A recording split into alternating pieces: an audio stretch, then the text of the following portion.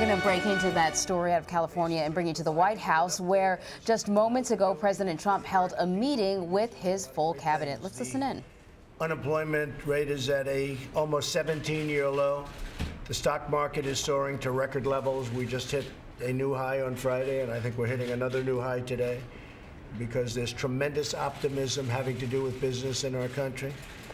GDP growth has reached more than 3% last quarter, and other than the hurricanes would have done phenomenally this, and I think we'll still do very well, but something will have to be taken off because of the tremendous problems of the massive hurricanes that we've had to endure.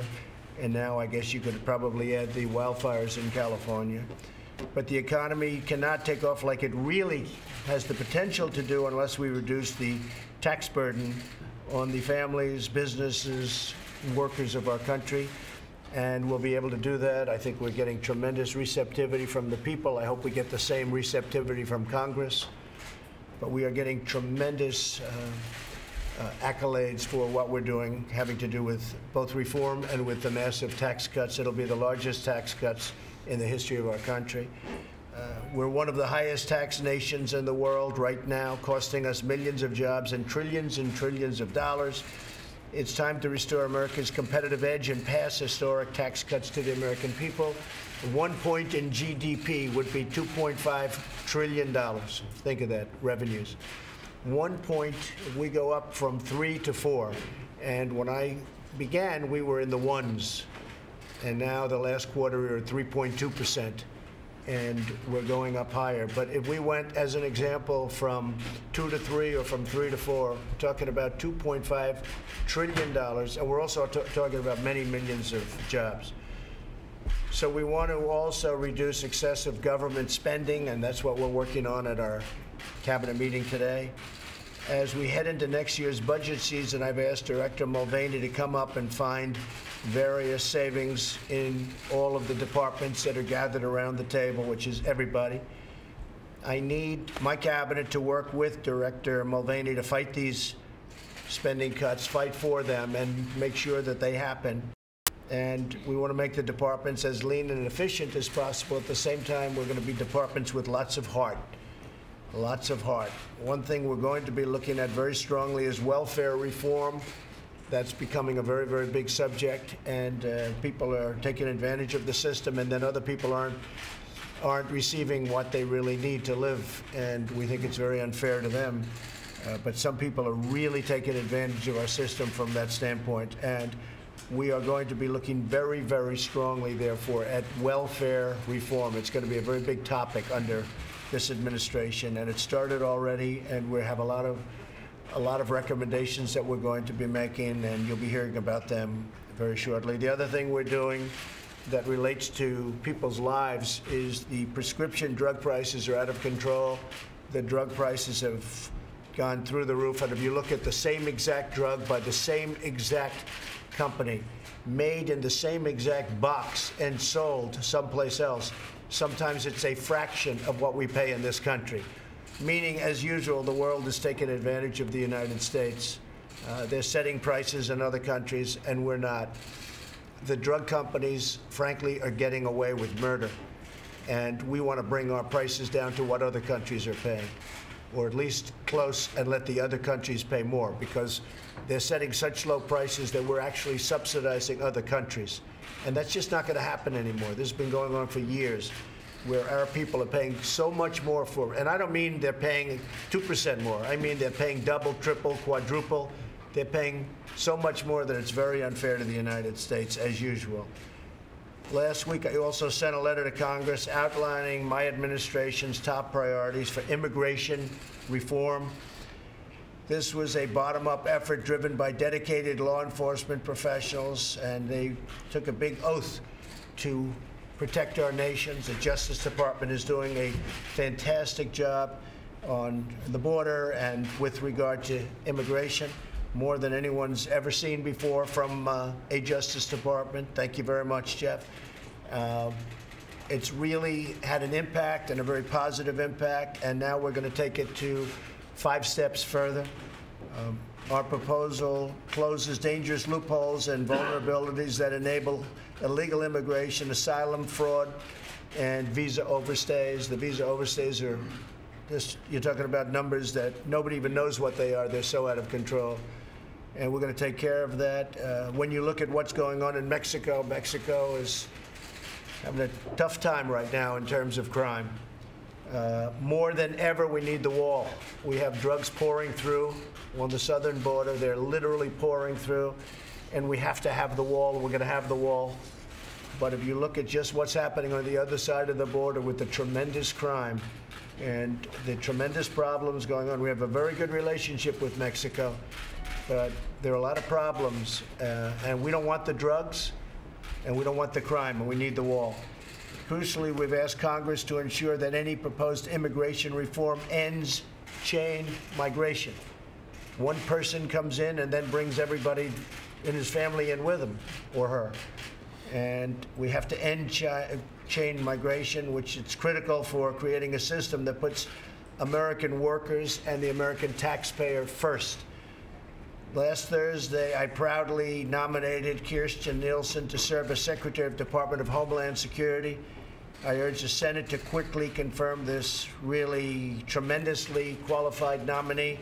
And I also asked for my other nominees. We have approximately half the number of nominees confirmed by the Senate because, frankly, the Democrats have terrible policy, terrible, and they're very good at really obstruction. And one thing they do well, their policy's no good, and I'm not even sure they're very good politicians because they don't seem to be doing too well. That could be because of their bad policy. But they're great at obstruction. And we have half the nominees that President Obama had at this time. It's very unfair. They're taking everybody right out to the final moment, in many cases confirming them with tremendous majorities. But they're bringing them out purposely. They're bringing them right down to the final. We have people that are totally qualified. They're going to pass, but they're going to have to wait a long time because it's total obstruction. I can say the same thing with our judicial nominees, our judges. We have some of the most qualified people. The Wall Street Journal wrote a story about it the other day, that this is some of the most qualified people ever, and they're waiting forever online. And it shouldn't happen that way. It's not right and it's not fair. I want to thank Acting Secretary Elaine Duke for her leadership in responding to the catastrophic storms that have struck our nation and our territories. We've also issued a disaster declaration in California in response to the devastating wildfires like we've never seen. And we mourn the terrible loss of life. We have FEMA and first responders there. We have our military helping. It's very sad to watch how fast, how rapidly they move and how people are caught in their houses. I mean, it's an incredible thing, caught in their houses. So we have a lot of people helping government in California, and made a lot of progress in the last couple of days. But we're a little subject to winds and what happens with nature. But it's a very, very sad thing to watch. We also continue to pray for the victims of the mass shooting in Las Vegas. We cannot erase the pain of those who lost their loved ones, but we pledge to never leave their side. We're working with them very much so with the FBI and law enforcement, Department of Justice. And it's, I guess a lot of people think they understand what happened, but he was a demented, sick individual. The wires were crossed pretty badly in his brain, extremely badly in his brain. And it's a very sad event. In each of these tragedies, we've witnessed, however, tremendous strength and heroism of our people. Each one of these tragedies that we've had, we have witnessed such strength and such heroism. When Americans are unified, no destructive force on earth can even come close to breaking us apart. We have a lot of work to do on behalf of our magnificent country and our extraordinary citizens. A great trust has been placed upon each member of our cabinet.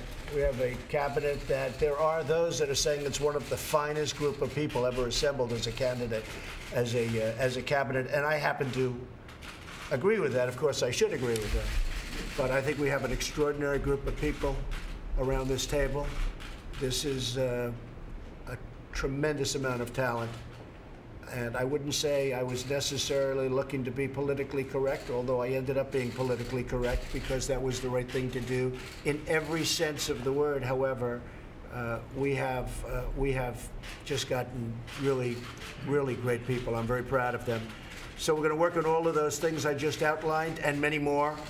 You know, we have the Iran deal that right now is being studied, and I think a lot of people agreed with what I did. I feel strongly about what I did. I'm tired of being taken advantage of as a nation. This nation has been taken advantage of for many, many years, for many decades, frankly, and I'm tired of watching it. But the Iran deal was something that I felt had to be done, and we'll see what phase 2 is. Phase 2 might be positive, and it might be very negative. It might be a total termination. That's a very real possibility. Some would say that's a greater possibility. But it also could turn out to be very positive. We'll see what happens. I thought the tone of the Iranian leaders was very modified, and I was happy to see that, but I don't know if that means anything. They're great negotiators. They negotiated a phenomenal deal for themselves, but a horrible deal for the United States. And we're going to see what happens. The health care, as you know, is moving along. Knocked out the CSRs. That was a subsidy to the insurance companies. That was a gift. That was, frankly, what they gave the insurance companies. Just take a look at their stocks. Take a look at where their stock was when Obamacare was originally approved and what it is today. You'll see numbers that anybody, if you invested in those stocks, you'd be extremely happy. And they have given them a total gift. They have given them, you could almost call it a payoff, and it's a disgrace. And that money goes to the insurance companies. We want to take care of poor people. We want to take care of people that need help with health care. And that's what I'm here to do. And I'm never going to get campaign contributions, I guarantee you that, from the insurance companies, but a lot of other people got them. You look at the Democrats, take a look at that. Take a look at how much money has been spent by the Democrats and by the health companies, on politicians generally, but take a look at the coffers of the Democrats. So the CSR payments has actually brought Republicans and Democrats together, because we got calls, emergency calls, from the Democrats. And I think probably the Republicans were also calling them, saying, let's come up with at least a short-term fix of health care in this country. And the gravy train ended the day I knocked out the insurance company's money, which was last week. Hundreds of millions of dollars a month handed to the insurance companies for very little reason, believe me. I want the money to go to the people. I want the money to go to poor people that need it. I want the money to go to people that need proper health care, not to insurance companies, which is where it's going. As of last week, I ended that. So we have a lot of interesting things to do. I'm meeting with Mitch McConnell in a little while for lunch. I think we're going to say a few words on the steps after that. I know you won't have any questions. And pretty much that's it. Enjoy yourselves, folks, and I'll see you out there with Mitch McConnell. Thank you very much. Mr. President, do you approve of Steve Bannon's war on Mitch McConnell and the Republican establishment? Well, Steve is very committed. He's a friend of mine, and he's very committed to getting things passed. I mean, look, I have, despite what the press writes, I have great relationships with actually many senators, but in particular with most Republican senators. But we're not getting the job done. And I'm not going to blame myself, I'll be honest. They are not getting the job done. We've had health care approved, and then you had a surprise vote by John McCain. We've had other things happen, and they're not getting the job done. And I can understand where Steve Bannon's coming from, and I can understand, to be honest with you, John, I can understand where a lot of people are coming from, because I'm not happy about it, and a lot of people aren't happy about it.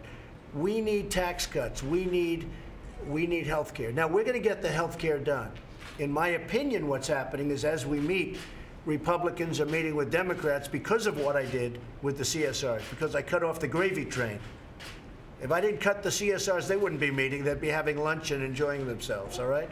They're right now having emergency meetings to get a short-term fix to health care, where premiums don't have to double and triple every year like they've been doing under Obamacare, because Obamacare is finished. It's dead. It's gone. It's no longer, you shouldn't even mention, it's gone. There is no such thing as Obamacare anymore.